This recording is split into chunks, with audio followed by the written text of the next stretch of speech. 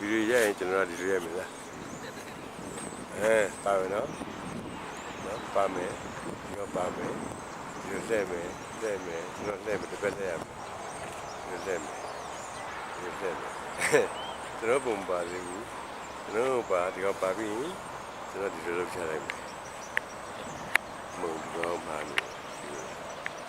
မုံတစ်ပတ်လှည့်အောင်ဒီလိုပြကြည့်ရ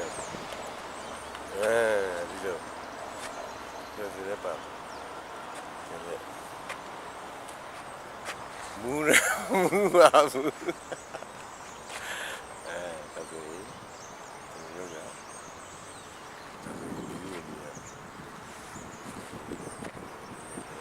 ဘယ်လိုလဲတော့ရှေ့အောင်အစောင်းလေးပါအောင်ပါမမမြအောင်ပြောပါပြီမမြင်တော့ကြည့်ရအောင်ဟိုမှာဟိုကွယ်နေလေ